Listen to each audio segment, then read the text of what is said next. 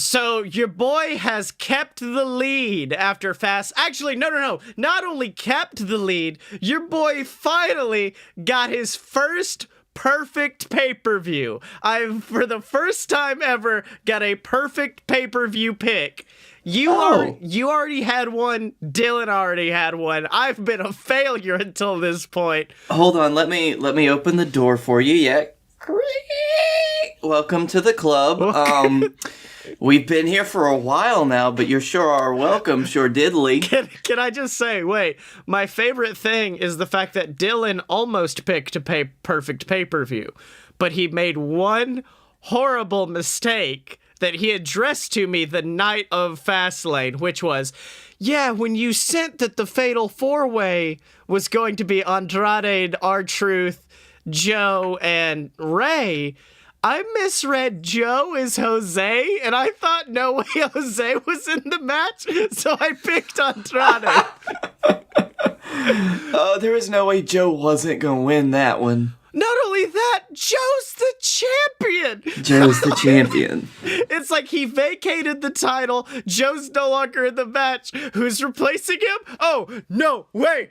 Jose, no way! Jose, no way!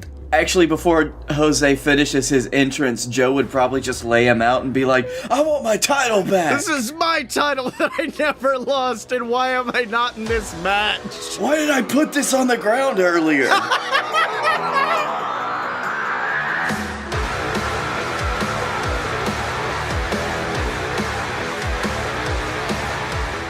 Welcome to Fight Boys, ladies and gentlemen, the weekly show about professional and not so professional wrestling. Fucking.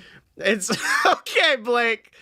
It's midnight, the latest I think we've recorded in a long time. We don't have Dylan. Blake, how quickly is this gonna go off the rails? Also, I'm your host, Scottye Moore, and joining me as always is the plaid boy. It's Blake Tanner. Yeah, you missed plaid boy, headset boy now. Plaid boy headset man. But listen now, it was sometime the last week that we recorded, I believe it was the last Fight Boys we recorded a couple weeks ago, because I, in a fantastic fit of drunken shopping, bought a pair of headset, a proper headset. I remember this because the show went off the air, and then you just went, hey guys, I think I bought a headset during the show. Like, you weren't aware that you did it, you just did it. I also want to know what part of the show that I decided to do it on. Like, when did I zone out so much? It was probably Dust Watch. Yeah. So a lot has happened so much has happened in wrestling since we left. That's because it's been 2 fucking weeks, bud. Samoa Joe, I think they knew we weren't doing an episode, and they were like, fucking throw everything out there. They will not be able to fit all this in one episode. We guarantee it. We've had like half a dozen Mania matches set that are like, oh yeah, this is great. I wish I could have talked about this a week ago. Can I just say, it felt real prom night? Like, I don't know what it is, because, like, it used to be a convincing build to, oh, I guess these two are going to have a WrestleMania match, and it was kind of like an obvious thing. And I guess it's happened since that awesome Undertaker Triple H stare down where they looked at the sign and then looked at each other and were like, we're going to WrestleMania together, brother. SmackDown this week just decided to do that like 50 times. It didn't matter what level the feud was at.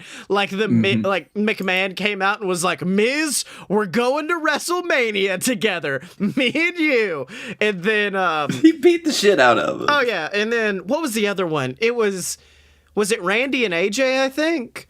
I think it was Randy and AJ. Yeah, that's another one. That came out of nowhere. I loved SmackDown this week. I actually stayed up and watched it after I got home on Tuesday night, and I was probably up until 2 a.m. because I liked it so much. I mean, it was a good SmackDown, but just the fact that, was it Randy or AJ? I hope it was AJ so I could bust out the AJ impression, who was just like, all right, look here, you think you're most dangerous man in sports entertainment? WrestleMania, me and you, big man. Like, okay, AJ, just bust that nut immediately, why don't you? I'm really hoping that you've seen the video that I just sent you, like the small clip. What is... Oh, no. Is this... I'm gonna need you to play this. All right, Blake, is there any good lead-up we need for this video, or... No, just know that microphone did not survive, if you remember this clip. Oh, okay, let's just... Give me what I want! Is that what you want? Give me what I want! Is that what you want? Why would you do this to me? What the fuck? No, it hurts! Oh, it's trying to repeat! It's trying to repeat!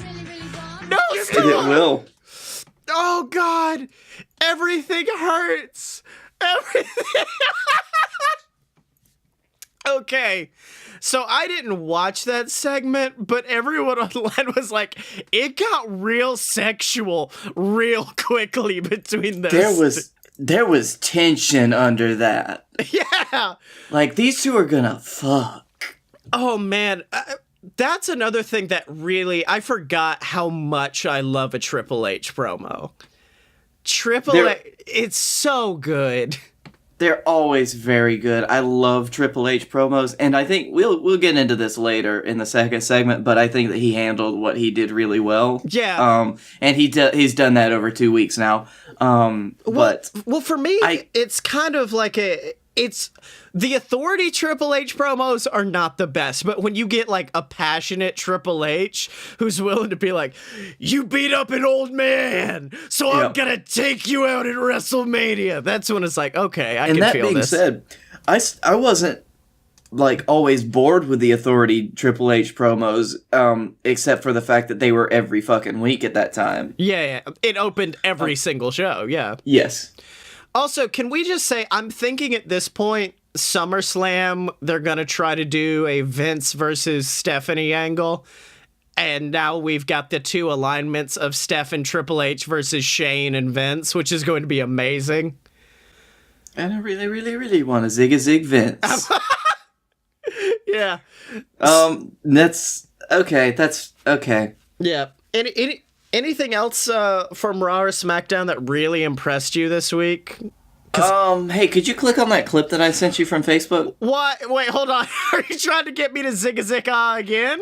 Yeah, that's the thing that impressed me from Raw. No, just I'm loving this part of WrestleMania season. I feel like it usually happens earlier. Yeah. Because you have things like, you also have Angle, who's announcing that he's going to be doing his last match at Mania. Mm-hmm. Do you have a dream opponent for Angle for Mania? Oh, I want it to be John Cena. Oh, absolutely, John Cena. The only thing Everybody wants it to be John Cena, like literally.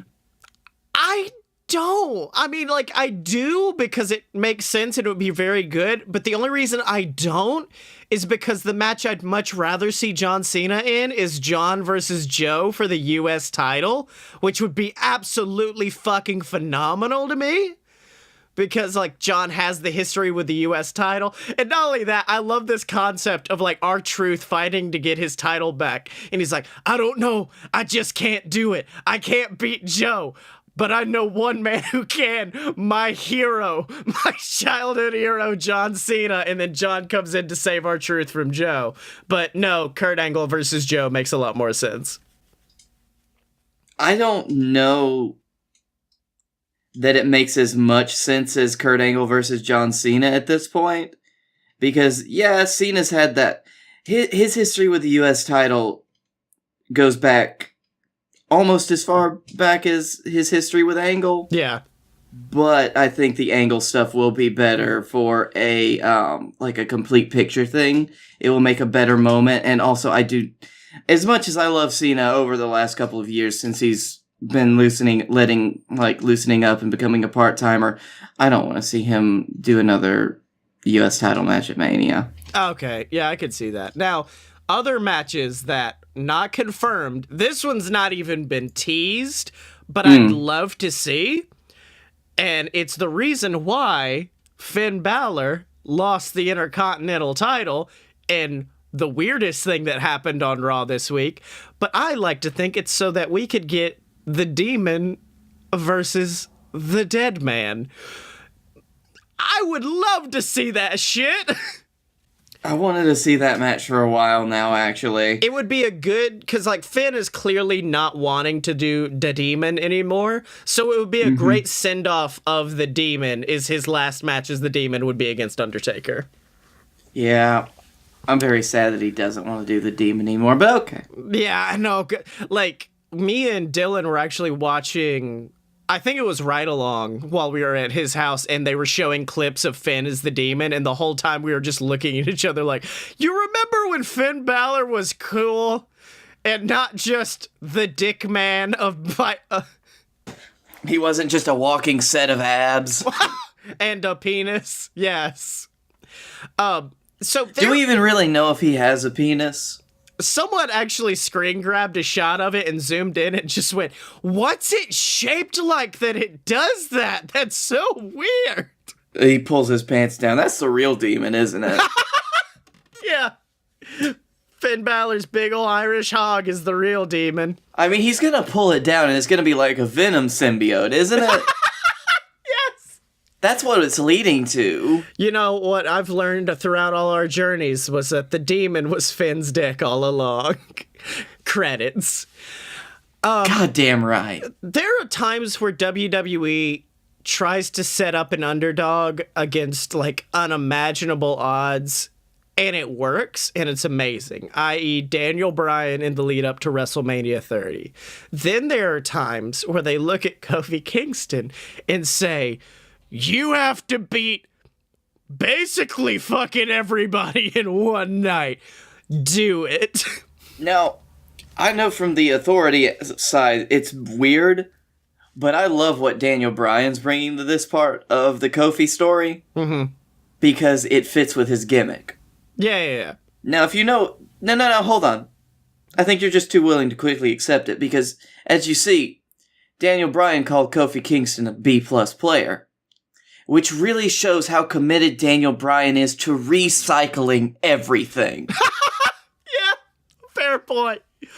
And then he was just like, you know how in my match, I had to fight all of Evolution in one night, but, you know, it was two separate matches. Let's have it all be one match with Kofi and have it be everybody possible. The reason why I like this is I think it plays up to Kofi's strengths, and also it's basically what started Kofi on this path was a big gauntlet match. So I like them recycling that. It's a good, like, bookend to it, but also I'm like, yes. Jesus Christ, that's so many dudes. I am amazed at the fact that Kofi was put into the chamber match last minute because Ali was injured, and this happened. Yeah, exactly. This happened because they were probably, before that, shitting their pants asking who the fuck is going to face Daniel Bryan at WrestleMania. Oh, yeah. I believe me and, like, all of us at one point were just sitting around like, who the fuck is Daniel going to face at Mania? I got no clue. And then, boom, 10 years after his best year, he's doing double best year. Yeah. Also, can we just say... Kevin Owens' babyface is something I didn't think I'd love, but I fucking love it. It is very fun, isn't it? Yeah, I'm like, oh, this is something I haven't seen since, like, he fought Scum in Ring of Honor. This is cool.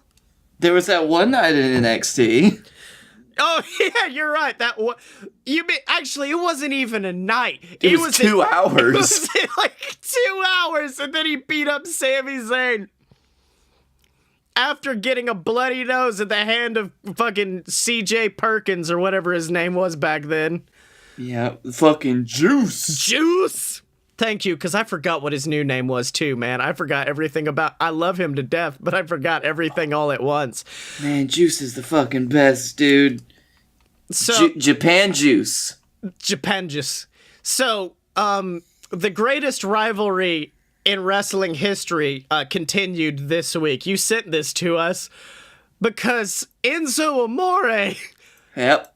Happened again. Fucking fired back at Simon Gotch, my favorite boy in the world. Over a year later. Fired back at Simon Gotch, the man who now looks like Lin-Manuel Miranda's jacked brother.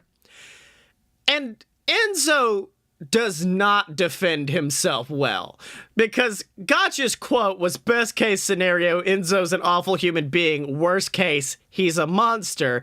And instead of being like, I understand where he was coming from, but you gotta understand I was in a bad place as well at the time, and it was cathartic to talk about my consensual penis. Instead, Enzo just goes full Enzo and is like, why don't I tell you a few things about this man? I'm not gonna say his name. And this was Enzo's big deal, was the fact that he wasn't going to say Simon Gotch's name until, like, it got to a point. And then he says it anyway. And this is Enzo's funny little story he tells about Simon Gotch. One day we do promo class. You know what promo class is? He's doing a wrestling interview. And they're like, oh, no, I don't know what promo class is. What's a promo? You go up there and you cut a promo. Good description, Enzo. But at this point in the stature of NXT, we got a TV brand that's starting to pick up steam. And now Michael Cole, Dusty Rhodes, other people who sit in the hierarchy of production and commentating, our producers, basically a lot of fucking people are there. For some people, this could get you a debut or get you looked at. So these opportunities are huge. And so then apparently the vaudevillains go up and cut a promo. And then Enzo goes, I look at this guy and he's in his ring gear, you know, the suit and the tie button downs. And I go, oh, well, no, Cash, we got to change our promo. We can't let this happen. Well, what do you want to say? Well, let's bury him. Does that not already read as like the most unprofessional thing to do in a promo class? That's a very 80s mindset, if you'll pardon me. Yes, it is. It's like, if you had not said that was Enzo Amore, I would have been like, is this a backstage Hulk Hogan interview? So I don't remember exactly what we said, but me and Big Cash start buzzing about Aiden English and Simon Gotch. And I say, Simon Gotch has got a pair of titties like a 65-year-old woman. How you doing? That disgusted me as to my core to say, but I have to quote him. At this point in the room... That feels like something like... Even they in NXT would not let that be a promo class thing that they taped. Yeah. At this point in the room, huge pop. They all turn around. Okay, fucking, I doubt it was a huge pop. This is Enzo retelling, I think. Yep. But at this point in the room, we turn around. Simon Gotch has got his Andre the Giant singlet on and his little bitch titties hanging over the top of it. And he makes the mistake of picking it up and pulling it over. Double pop. And he acts like Gotch didn't do that on purpose to add to the bit. He's like, oh, he made the mistake of doing this. I'm like, no, he didn't. He was helping you with your fucking promo, idiot. Yeah, that's called cooperation, you self-centered fuck nugget. That's called yes-anding, bitch. That's how you actually, like, make good stuff happen. Yeah. Instead of... And I'm coming at this from a place of, like, I love the Enzo and Cash shtick every night. Yeah. It was great shtick. But now, at this point, I'm like, I can't even enjoy it anymore because you're such a terrible person. I got the biggest pop of the night in promo class. It ended right there for me. Clearly, going down the line now, we all see that the remnants of those words have hung heavy in the titty of Simon Gotch. This is the equivalent of somebody telling a story on the internet and ending it with, and then everybody clapped, because I told that bitch. And my dad works at Nintendo. So then he goes on to say that despite going off on this rant about like embarrassment, and it doesn't seem like he does have that much ill will towards Simon. It's just a matter of like, I don't like the guy, so I'll tell this funny story. Fuck it. He does go on to say, however, I gave him the luxury of saying his frickin' name for the first time ever in an interview, and I'll end it there, because I got no ill will towards the guy. How can you say you have no ill will when you just said, I gave him the luxury of saying his name? I didn't want to say his name. You literally said, fuck this guy in so many words and said, yeah, but I don't hate him. I don't hate this guy. Well, fuck him. Yeah, fuck him. But, you know, I don't got no ill will towards him. And then after that, he goes on to say, unless he ever comes out and says that he knocked me out on purpose, because let's just fucking be clear, that guy hates me. And I don't have a bone of hate in my body. That's some... No. We can unpack that one for a while. No, Enzo. You fucked that spot up. I saw the video. Yes. And I don't have a bone of hate in my body. So if I ever found out that he pushed me harder on purpose and that's what caused the injury, I ran that spot 100 times with Aiden English, and he'll tell you about it. Done it 100 times on live events with Aiden English. Never one time in my life did it with Simon Gotch. That's your fucking problem. You never run the spot with Simon. Like... Yep. He's a... In case you shouldn't need to run the spot with every single person. This is where I sit, at least, thinking of it. You don't need to run spots before you do the match. You just need to be good at wrestling. Yeah. First time I ever did it with him, I ended up in a hospital. Now, if I ever found out Simon Gotch did that on purpose, if he ever came out and said that, how you doing? And that's the end of the quote they have. But he was just like, yeah, what I'll do is I'll go through the ropes. I do like a 619, and it looks real brutal. This time, it did not work in my favor. And I'm like, yeah, clearly, dude. So, fuck Enzo. What he was doing was not even gonna... Okay. No. I'm done with the Enzo. Done with the Enzo? Well, let's end this. Well, hold on. Okay, yes. Would you like to save this for the next segment or talk about it really quick? Because I feel like we need to do some sort of retrospective on the Shield. Okay, yeah, I think we'll do that next segment, I think a little bit of. But right now, and I actually think what I'm about to talk about could go in the second segment as well. So instead, let's just talk about Nigel McGuinness, my favorite fucking human on the planet. Tell me what he did. Because they did like not a read-along, a watch-along, and it looked really fucking funny. Oh, I do know what Nigel McGuinness did. Yeah, and it looked really, like, at one point, I think, like, Dash and Wilder did the spot from fucking Dirty Dancing, where Dash, like, lifts Dawson up and then, like, pulls him down. EC3 came out and actually talked. Yeah. But, and then he lost on main event. Yeah, he did that. To Tyler Breeze. But instead, Nigel's like trying to explain something about a match or something or a spot. And then McAfee, who looks honestly like a thick version of Dylan. I just want to say that before we get into this. He's not here to defend himself, damn it. McGuinness, after McAfee stopped him, just goes, you stopped me fucking stumbling my words. And then instead of being like, oh, wait, and then getting awkwardly quiet, Nigel just immediately is like, and I cursed. Well, I did use the F word live, broke the first curse rule, and then McAfee, like, stands up, and there's a points note. At the TV. There's, like, a note written next to exactly. There's a That's note. why he points at the TV. There's a note next to the camera that just says, #1 rule, no cursing, and Nigel McGuinness is like, I don't give a fuck. I love Nigel so much. Oh, man. That's because he knows that deep down, nobody cares. Yeah, they're just like, no one's going to watch this thing. If worse comes to worse. This is probably, like many original WWE programming ideas, this will get 1 or 2 episodes, let's be honest. What are you talking about, Botch Club? Anyways. Or it's going to be like extremely sporadic, Camp WWE. I still haven't watched that second season. I still haven't either. Me and Dylan finished Edge and Christian Show season 2 though, and it was very, very good. The season, depending on, I'm going to get the network for Mania, and if Mania impresses me, then I'm probably going to keep the network for a year. Also because I have a new job that actually pays me real money, by the way. This announcement.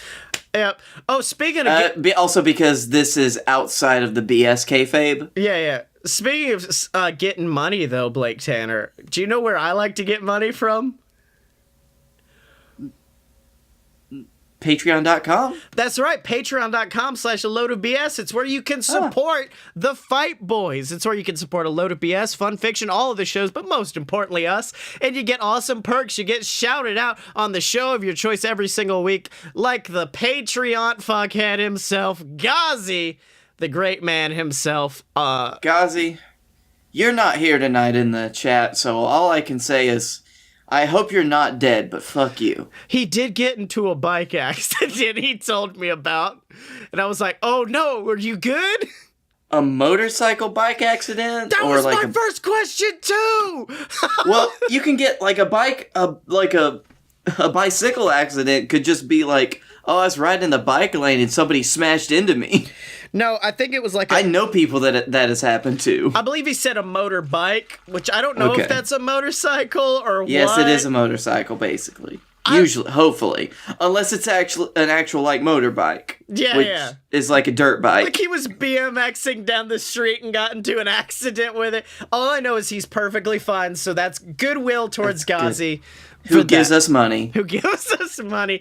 And if you want to join him, you can at patreon.com/a-load-of-BS. Also, real quick, gotta get this in real quick. Can't get enough of that golden crisp, golden crisp, golden crisp. Oh, yeah. Wait, we missed a week. What's that gonna do? Oh, wait, hold on. Golden crisp. There, I've done it twice now. That's the same segment. You know you can't do that. It's like later on, I'm just like, well, I am sad the shield's gone. Also, the golden crisp is delicious. And now no, we can't do it more than once on this show. We're going to have to wait until another show takes over. Almost like, Oh, wait. So Captain Tibbs just randomly starts ranting about golden crisp? Yep. Well, before we get to that, Blake Tanner, I feel like we need to tweet a certain individual.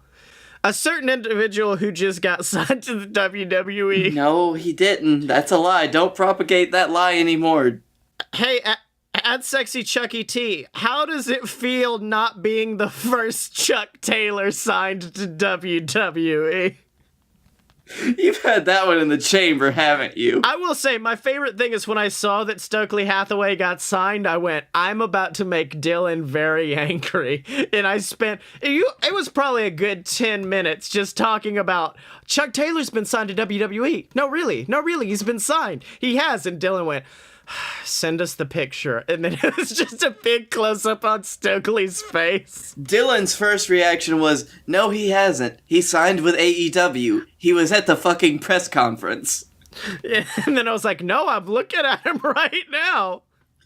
And that was the point that I think Dylan was like, oh, it's time for bullshit. Yeah. I was always ready for bullshit. He's like, I just didn't expect this bullshit. So final tweet, hey Sexy Chucky T, how's it feel not being the first Chuck Taylor signed to WWE? Also congrats at Stokely Hathaway. Hey, there you go. That's it. We did it. Hashtag why haven't you followed us yet? Do it. Do it, bitch. I dare you. Hashtag why haven't you followed us yet? Yeah. So I'm thinking we need to get more conversational in the second segment, because guess what, Blake? I've realized something. People aren't going to listen to older episodes of Fight Boys because it's all old news. So instead, I'm thinking we just need to have a conversation. And the conversation's about fuck Ronda Rousey. No, it's not. Now, hold on. Fuck Ronda Rousey. No, stop. I did not say that in the copy that I wrote. Actually, legit, if you don't mind, I'd like to read what you put in the show notes, because it reads like a fucking What Culture article headline. The destruction of kayfabe? From Ronda to Colin to Hunter, what's too much? What's just enough? And who went full WCW? All this and more, next. Yep. Which this is fine because this did happen a couple of weeks ago, like during our off week, so... Yeah. Okay, first of all, we had the angry Twitter tirade from Ronda Rousey. Yes, it was so good. Actually, this may not have been first, but I'm talking about it first. And where she, as far as I'm concerned, eventually went full WCW. Oh, no. WCW. Even Becky at one point was just like, are you all right there? You all right there now, Ronda? You went full. No, she said Ronnie. She calls her Ronnie. Oh yeah, she was like, you went full Russo back there. You all right? I will say that tirade was set off, I believe, at least according to Misha Tate, because Misha Tate did speak about this, which is buck wild. She's tweeting about it. Was it a tweet or an interview? Yeah, she interviewed.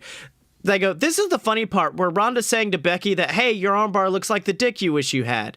Then Becky hilariously takes Travis Brown's face and pastes it to the fist of the arm and says, now that you mention it, it does look like a dick. And which was fucking amazing. It was very good. The ultimate The fact mic that drop. her, ninja Photoshop skills have improved so much. Yeah. Well, my favorite is how Tate describes what it made Ronda feel like. I know for a fact that it burned Ronda's cookies. Fucking hell. That's such a good quote. It burned her cookies. Burned her cookies. It really, it got under her skin because I know about this. You don't talk about her family. You don't talk about this. Like, even if you're just joking, she does not have a sense of humor. And therefore, shit got real. When Ronda called her out by her first name, no, Ronda's pissed. Ronda's not joking. She's not playing games, and she's not out to play by rules.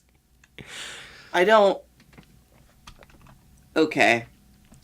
I don't know how I feel about that because, one, I understand certain aspects of that, but two, I also, you're in the entertainment industry, and where you actually have to have promos that talk shit about each other?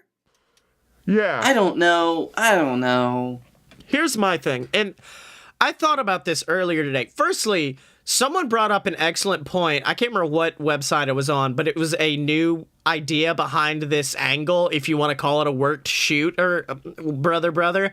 And it's the fact that if Ronda's coming out and saying this is fake, if Ronda's coming out and saying, I'm the baddest woman on the planet, I can destroy you, if she then loses, does that not legitimize Becky even more when she wins? Assuming she beats Ronda, assuming she doesn't, take out Charlotte, it does kind of legitimize her even more if people assume Ronda's going into that match shoot fighting. It does until you realize the fact that Ronda has also called the entire business out as being fake, which also delegitimizes the fact that she may win or lose. Well, yes and no. I guess it's the way you approach it and, from what direction you go in. Because it's she was one step away from saying, I'm gonna go off script. No, she did. She said that before. Because I believe the reply to the Travis Brown dick tweet was, Rebecca, I don't care what the script is. Next time I see you, I'm going to kick your ass. Which was a moment of true terror for me. It wasn't for me because I thought it was stupid. Yeah. I will say, here's... Anytime somebody in wrestling talks about a fucking script or yes, it's predetermined. Yes, we all know that. We all fucking get it. It's just the fact that you don't see fucking Jon Snow on Game of Thrones saying, hey, you're the Night King. But you know what, Night King? I don't care if you bring a dragon back to life because I'm reading the script right now and I beat your ass. Yeah. I hate it. It's a scripted show, yes, but there's a universe within the show that's something that you don't want to fuck with. If this is all planned, it's not done well. But I will say there is almost a level of genius to this heel turn. Because everyone... The fact that she actually turned heel afterwards is fine. I enjoyed that. I was good with that. Well, it was making her character match what the people were feeling about her, which is something that you always have to do. And I kind of really enjoy what they're doing with it in a sadistic way. And it's because Ronda is almost becoming a parody of bad indie wrestlers. Because and honestly, I'm sorry, I'm gonna go off the script as far as JWF is concerned. We did the shit Ronda's doing in the first months of JWF, where we were just I don't care what the script says, this is it. And it's almost this there's a good way and a bad way to do this. Ronda's not doing it the good way, but it can be done well. And it's a good way to get heat because it's Do you want to know who did it well? Yes, oh yeah, that was, I tossed that ball. Do you want to know who did it well in the same literal, night? Episode of Raw, yes. Yeah. Oh, Do you want to know who did it well? His name is Paul. Yes. And you may not know who Paul is, but he's the guy with the nose. The boy with the nose who did it very well. And I was actually in my car after work, and I turned on that promo because I had to finish it. It was so good. It was very good. I enjoyed it because it wasn't necessarily kayfabe breaking, but it was like, you know that we do this to put on a show, Dave. Yeah. And you fucked the show that we're trying to do up. You know what? I tried to be the authority here, but now you've hurt me personally. You've hurt my friend personally. And I'm gonna fuck your ass up. Yeah, you beat up a 70-fucking-year-old man, Dave. You hurt him, Dave. Yeah. I had to pick my dog up. It was... I wish you kept that in promo. I'm gonna fuck you up, Dave. Sorry about that. I had to go pick up my dog. I'm sorry, she wanted some pets. That's why I'm a little further away from the mic. It's a matter of shoots work when you don't bring up the fact that it's fake. You don't scream that Goldberg is going off script. Yeah. You know? It's just a matter of look, I know. Because, there are elements of wrestling where everyone's like, oh, that's obviously fake. I don't know why. I guess it's because we brought him up earlier. But, no way, Jose. You can't watch that and be like, oh, he's like this all the time. Mm-hmm. But then there are moments where, Triple H breaks just enough to be like, yeah, this is a show, and you fucked this up. That's when it gets real. But the moment you bring up, no way Jose wins tonight because he's scripted too. It's like, no, fuck that. That's too far. It's because when... Triple H did it. He did it in a way that didn't even, to me, break the fourth wall, because there's a point where it's everything that he said could have totally been said in the, universe of the fact that everybody knows that Raw is a show that is produced for television. Yeah, exactly. Yeah, and it's you don't have to say that anything is scripted during it, or anything is predetermined. You just say that you're fucking pissed and you actually mean it. Yeah. It's on par with and I wanted to kind of discuss this. Do you have a favorite shoot you can remember throughout the years? And I'm going to take the pipe bomb off the table because otherwise I would spend the next 10 minutes gushing about the summer of CM Punk. I think there's a lot of people that would do that. Hold on, before we get to it though, I also wanted to mention the third name in here. Colin Jost. The choke boy. Colin, who got choked and then his car got dead from the protector of kayfabe, Braun Strowman. It's such a weird fucking segment. It was wait, so hold on. weird. Wait. Were the Ronda comments before that episode? I think they were after. Damn it, because that would have been the ultimate reply from WWE is to have this other idiot say, oh, this is all fake, right? And then get choked out. But, that would be very nice. But no, it But this didn't. happened before, and, well, maybe Braun's kayfabe protection... Maybe it flowed through to the next night. He's like, I'm not gonna choke a lady. I'm sorry, I'm just not. No. But, yeah, so, if you didn't see Raw... Colin Jost, who's from SNL, he's very funny. I enjoy him. But he wasn't a special guest host because they don't do that anymore, thank God. But he was behind the scenes doing some stuff or whatever. Yeah, well, and it was both the Weekend Update guys, right? Because Michael Che was there as well. Yes, you're right. And Colin was being that kind of annoying asshole that can watch wrestling. He was playing that kind of character. He was like, yeah, but it's all fake, right? And then Braun Strowman chokes a bitch out, and he's like, nope. Yeah, exactly. And then he hurts his car. It's such a weird thing to put against the rest of the show, especially after Triple H did that promo. Actually, I don't know if it was a smart move or not, because part of me thinks it's a very smart move, because Triple H could do all that promo. Everyone at home could be like, oh, wait a minute, does this mean everything else is fake? And then Braun chokes a bitch out for calling it fake, and you're like, oh, never mind, it's not fake, I'm sorry. Yep. I don't... See, now I'm questioning myself about the timeline of when all of these three things we're talking about happened. Yeah. But no, going back to it and talking about favorite like shoots or favorite breaking the fourth wall moments, I have two. One is a legitimate planned shoot. The other one was not. And it's not even a shoot. It's just a guy showing that he was dissatisfied. And it is the SummerSlam match between HBK and Hulk Hogan. God, that is a classic. It's so beautiful. But I believe the story was like HBK didn't want to put Hogan over or something, or like Hogan was being Hogan and Hogan was being Hogan. HBK hated the fact that he had to put him over, basically. And like, I believe Hogan was being Hogan, basically, like you said, kind of ordering him around, kind of just calling things as it were and saying, make me look good. And HBK did that because any move Hogan did in that match, he sold like a fucking gunshot. I find it hard to pick anything like that's something you consider a shoot, because so many older promos were like, I've got to talk about this, and this, but I'm going to talk about it in the only way that I can, which is just like coming up with most of it myself. Yeah.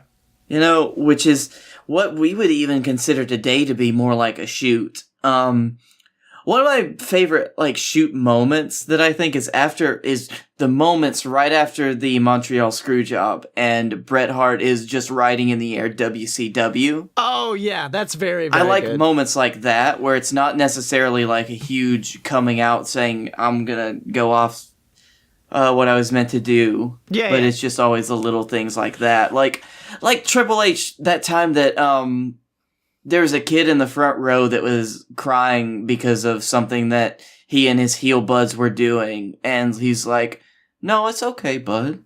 It's fine. I'm not good. Yeah, and he like hugged that kid and just brought him backstage. Yeah. Well, or that one time where Triple H, years before that, did pick up a child and use him as a shield. Yeah. Yes. Triple H likes to pick kids up. Yeah. Well, speaking of Triple H, he was... I didn't want to bring up Summer of Punk, but this is another one of those moments that I really liked, because that was such a... The whole angle was a planned shoot, and one of my favorite moments from that promo, one of the promos was CM Punk just going, this is not CM Punk talking to Triple H. This is Phil Brooks talking to Paul Levesque. Like, oh, so good. And it's like the one he did against Batista. It's not saying, hey, everything we do is fake, and I don't like what you've done to me backstage. It's just saying, like, we're two fucking men and we're about to fight. Straight up. Yep. But so yeah, I like all those moments. You know, great shoot moments. There was that time that Roman said he had cancer. Blake Tanner! He's better now. Dave Meltzer, calm down. No, I wanted to segue that into our next bit. Well, no. Before we do that, I want to do my favorite shoot promo that was not involved with CM Punk. Mm-hmm. And that's when a little man in WCW floated down to the ring in white face paint, looking like Uncle fucking Fester. And that was the debut of Seven. Fuck, God. That was good. Because it was the ultimate... Shoots for me are done well when they're speaking for the audience. That's why the Punk one was so good, because he became the voice of the voiceless. It became we're saying what you want to say. And the Seven one was amazing because WCW, let's be honest, made some bad decisions, and Seven was one of them. So having Dustin come out and say, like, this is some dumb fucking thing you're doing right now. Why would you book me like this? Why would you take this guy who's coming in with so much heat behind him and turn him into a fucking Uncle Fester? It's dumb. Like, that was what made the shoot perfect for me, is a matter of, oh, he's speaking for us, that's cool. But we all have a fundamental respect for professional wrestling, so none of us would ever say, this is fake, fuck you guys. Hence why Ronda was the worst shoot of all time. All right, well, that's proof positive. Can't go against that. Yeah, so who's Dean Ambrose facing at WrestleMania? I just want to know, because my idea last week, or 2 weeks ago, was, oh, Dean turns on Roman and the Shield, then we get Dean versus Roman, so he could go out of the company facing one of his best friends. Good match. But now it's becoming abundantly clear that it's definitely going to be Roman versus Drew, which is going to be a good fucking match, unabashedly. No, I think that's true. I don't know who Dean should go against in his, like, last match, because it's like, there's, honestly, to me, nobody outside of the Shield that Dean has had a memorable, enjoyable feud with that doesn't already have a match. Yeah. Okay. Here's my thing.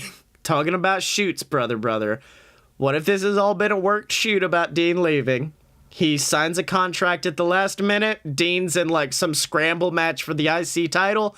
Dean wins the Intercontinental title, cuts an emotional promo about, like, I had lost my way, but with Roman coming back, it gave me hope for this company. It gave me hope. I'm fucking staying. And then Dean Ambrose stays as well. I would really like that. I want that to happen.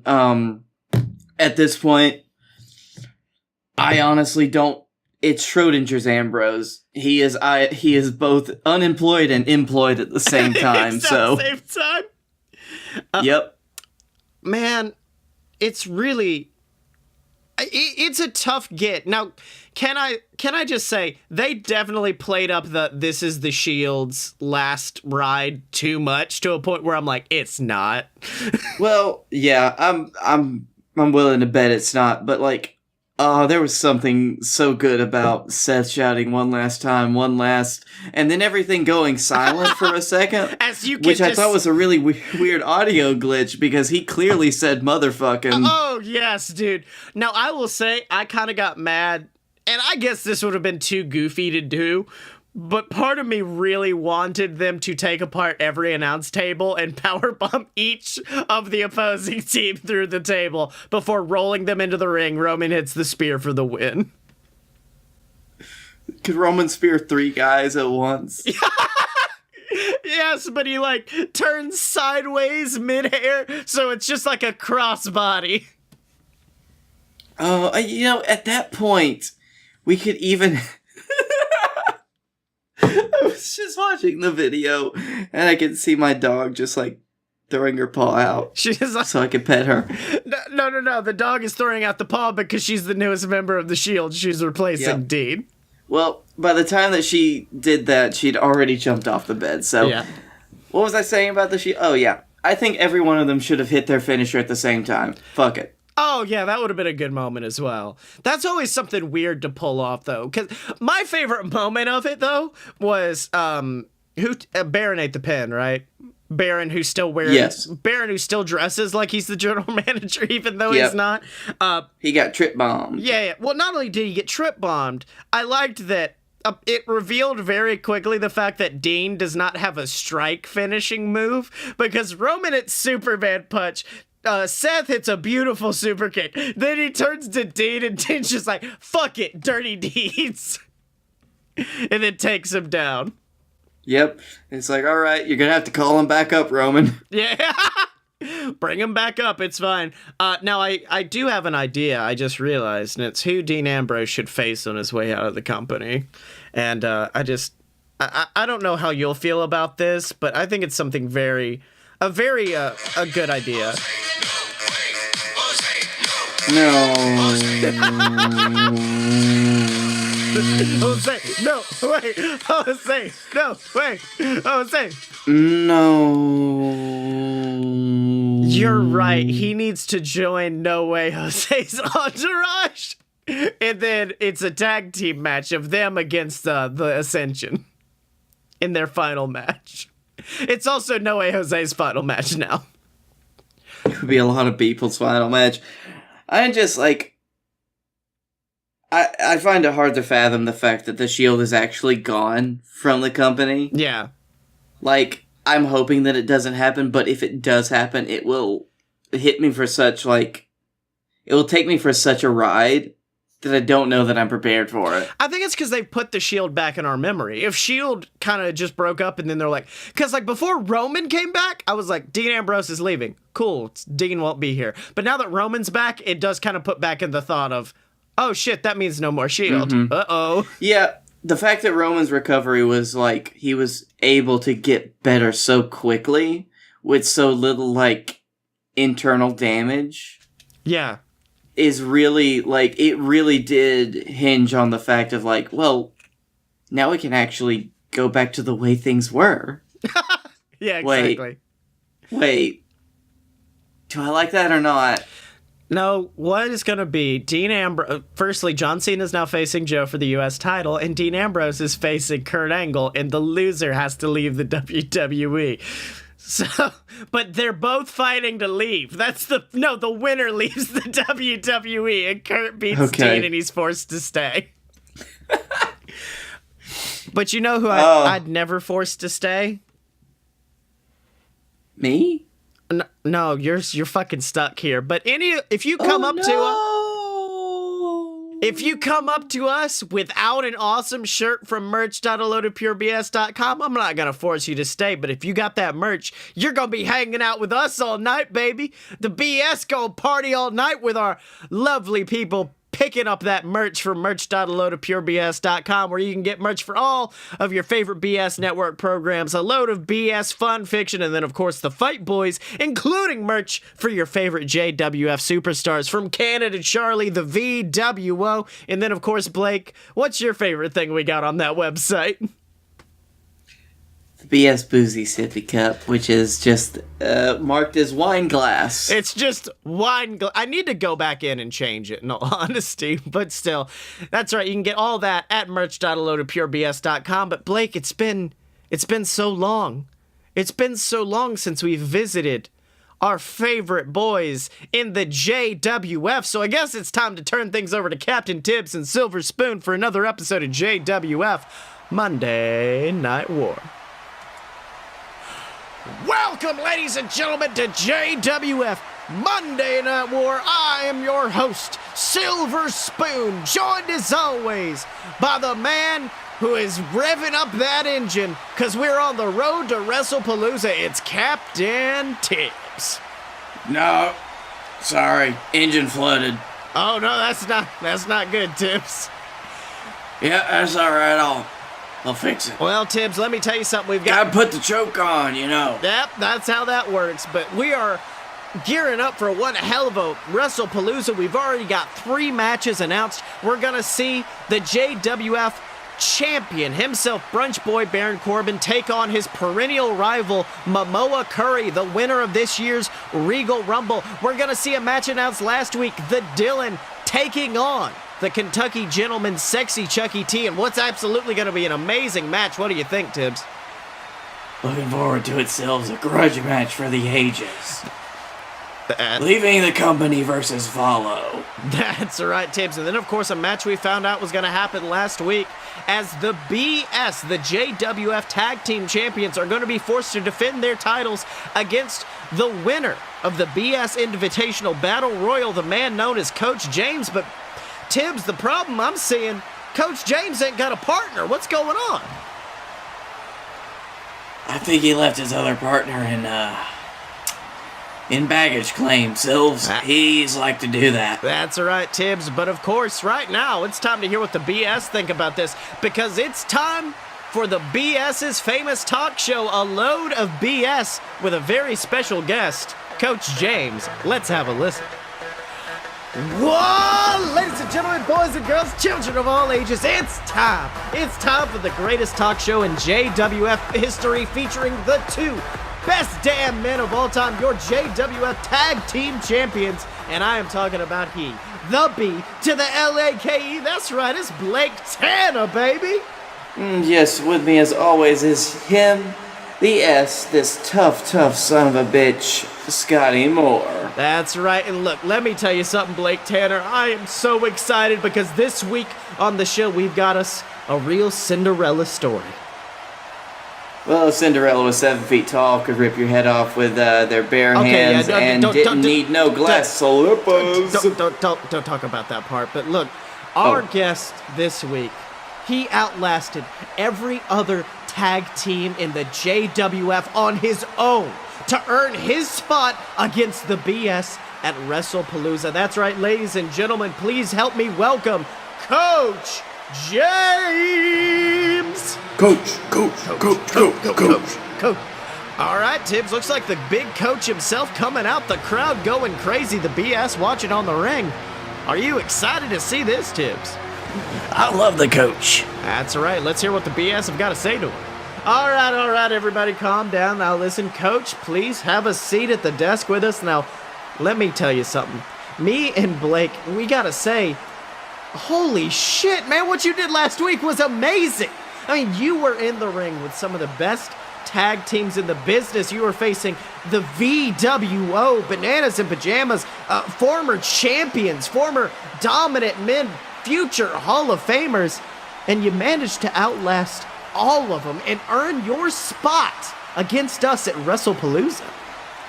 But that really brings us to the real reason that we brought you here, Coach, because, well, we were really caught up with your amazing feat of pro wrestling prowess last week, so we forgot to ask you the big question, the hard-hitting bits of journalism that we here at the BS are known to do. Who's your partner? Yeah. Yeah, I'm sorry to hit you with that just right out of the but no, seriously, who is your partner? Coach, who is it? Coach, Come on, Coach.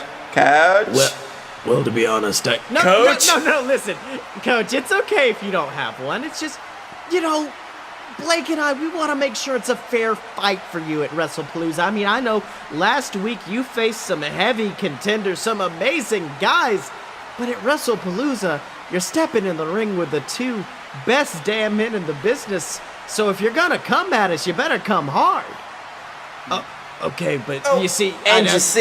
Look, we understand if you don't have a partner. We really do. That's fine, We just wanted to make sure that before you come against the BS, the best boys in the business, the best boys ever, it's the best tag team that you could have ever hoped to face in the ring, you'd have someone worthwhile. I mean, we don't want to just have some random kid you pick from the audience. No, we're a real serious tag team that can actually take down some of the best of the best. I will beat up every child you bring in the ring, Coach. We wanted to make sure that you got someone you got behind your back. Are you done?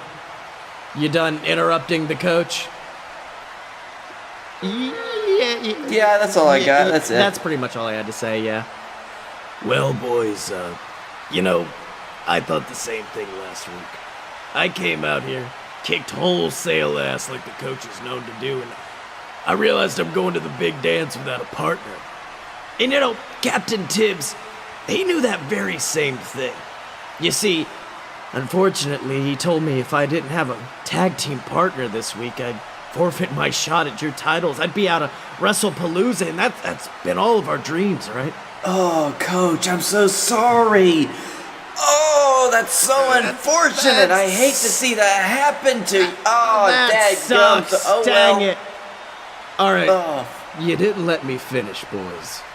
Because, the coach did what he could. I tried asking around to everyone backstage, Mojo, Gruff, Papa Bliss, every single one of them, and they said no. They were afraid of the BS. I mean, let's be honest, you are one of the most dominant tag teams in the business, and they were all afraid to go against you. But you see, that's when I realized I shouldn't be asking some random guy in the back to be my partner. No. Because if I'm coming against the BS, if I really need a partner, I need to call in a friend. Oh my God, Tibbs from out of nowhere, is that? It is! It's David Honey Mustard Jenkins, Coach's tag team partner from so long ago, I thought he was dead, Tibbs. Honey Mustard never dies. He's got the same stains on his shirt that he had 15 years ago. That's right, the crowd going crazy as the reunition of coach and friend happens before their very eyes. These former tag team champions have reunited, and they are dominating the BS, and they do not look happy about this, Tibbs. I can't believe it. This is an old team. A team as old as dust, as old as me. That's right, and the crowd chanting Honey Mustard's name, celebrating the hero's return to the JWF. And Tibbs, let me tell you something, I think Wrestlepalooza just got a lot more exciting. Hell yeah. That's right, Tibbs, but of course, speaking of tag teams, let's talk about that tag team invitational last week. We saw the debut of the Snack Daddies, Guy Fieri and Scott Moore, but we also saw what seemed like the end of a tag team as the VWO, Travis Clouds and his brother Griffin. I mean, they were doing great in that match until it seemed like a miscommunication caused them to implode, both of them violently assaulting one another, beating their asses up the ramp. It was horrifying to see, Tibbs. I don't remember that. Well, Tibbs, let me tell you something. One man who does remember that is their brother, their older brother, Justin Clouds, the man who said that they needed to get their act together. And unfortunately, I think he saw what happened last week, and he doesn't seem too happy. So that's why we sent one of our top interviewers backstage to hear what Justin has to say about his brothers. Let's have a listen. Ladies and gentlemen, Don McDonald here with Justin Clouds of the VWO. Now, Justin, a few weeks back, you told your brothers, Travis, Griffin, if they didn't get on the same page, there would be dire consequences. And after their falling out during last week's tag team battle royale, I've got to know, are those consequences coming? Well, I'll be honest with you. I watched that battle royal, and I knew something had to be done.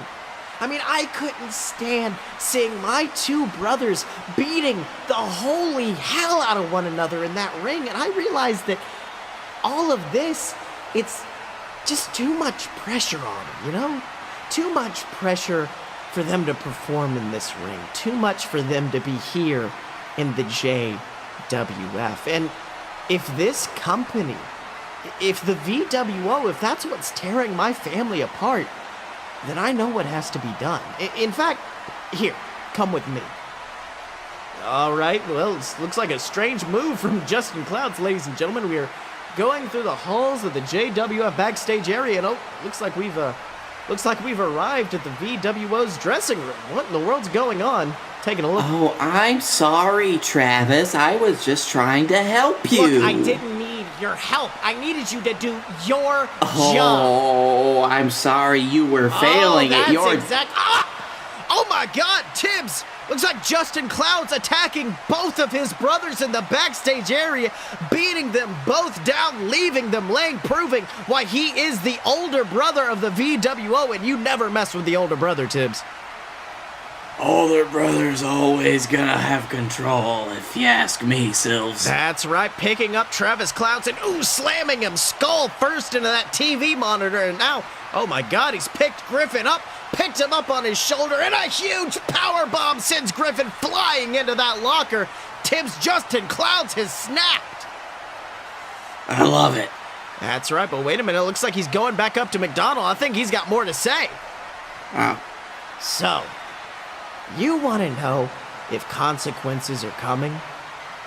They just did. And let me tell you something, McDonald, there's more of those consequences to come, because at Wrestlepalooza, I'm going to do everything it takes to save our family. Even if that means killing the VWO. Well, Tibbs, it looks like Justin Clouds, he's just made another match for Wrestlepalooza. It looks like he wants to take on his brothers. Tibbs, are we going to have us a triple threat? Sure. Well, fuck it. Well, it looks like the VWO, they are going to implode at Wrestlepalooza. A triple threat. Travis versus Justin versus Griffin. Those three brothers facing off in the middle of the ring. And Tibbs, let me tell you something. I think it's going to be one hell of a match. You know, Sills, if there's anything that I can enjoy, it's these three beating the hell out of each other. That's right. Always good to appreciate a good family rivalry. But speaking of family, Tibbs, let's talk about last week when your...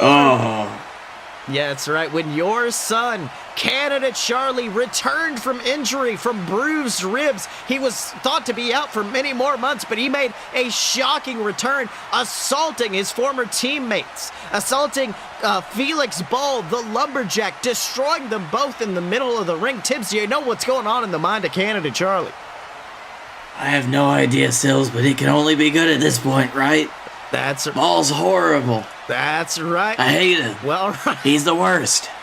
Well, Tibbs, An asshole. all right. Well, A butt. Well, it's clear how you feel about him, Tibbs, but why don't we go to the ring right now and hear exactly what was going through Canada Charlie's mind last week. Let's hear what Canada Charlie's got to say. Well, I got into this business for the same reason that everyone else gets into this business, and that's to be your guy. The guy. To be the man with the gold around his waist. Main eventing the biggest shows of the year.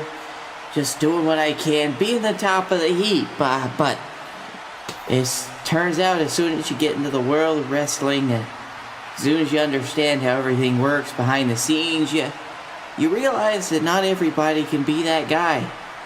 Not everybody can be the JWF champion, I guess. That's where I thought I'd be. Well, always one step behind, getting closer and closer to reaching that title, but always coming up short. But Felix Ball showed me that I deserve better than what I'd gotten here.